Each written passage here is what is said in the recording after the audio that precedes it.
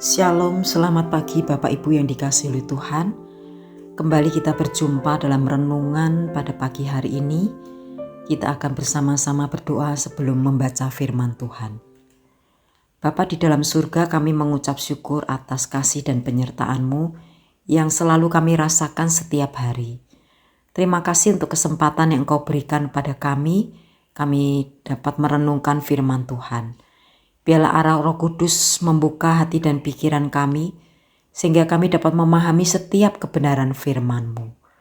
Tolong agar kami bukan hanya menjadi pendengar firman-Mu, tetapi menjadi pelaku firman Tuhan setiap hari. Di dalam nama Tuhan Yesus kami berdoa dan mengucap syukur. Amin.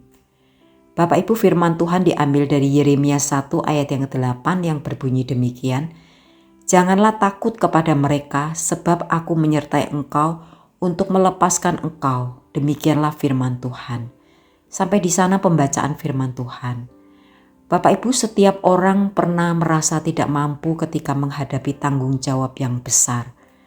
Ada yang merasa kurang pengalaman, kurang pandai, masih terlalu muda, atau memiliki banyak kelemahan.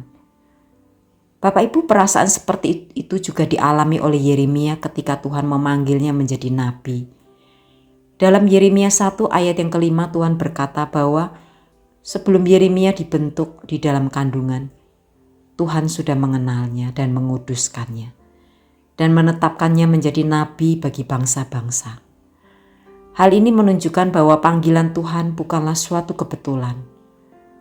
Tuhan memiliki rencana yang indah bagi setiap kehidupan orang percaya. Namun Bapak Ibu, Yeremia menjawab, Tuhan Allah, sesungguhnya aku tidak pandai berbicara, sebab aku ini masih muda. Ia melihat keterbatasan dirinya, tetapi Tuhan tidak melihat kelemahan Yeremia sebagai penghalang. Tuhan justru berkata, jangan katakan aku ini masih muda. Tuhan memerintahkan Yeremia untuk pergi kemanapun dia mengutusnya dan menyampaikan apapun perintahnya. Yang paling menguatkan adalah janji Tuhan. Janganlah takut sebab aku menyertai engkau. Bapak Ibu, Tuhan tidak hanya memanggil tetapi juga menyertai dan memperlengkapi. Bahkan Tuhan menjamah mulut Yeremia dan menaruh firman-Nya di dalam mulutnya. Tuhan sendiri memberi kemampuan kepada orang yang dipanggilnya. Bapak Ibu dan Saudara yang dikasihi oleh Tuhan, demikian juga dengan kita saat ini. Tuhan memanggil setiap orang percaya untuk menjadi terang dan garam dunia.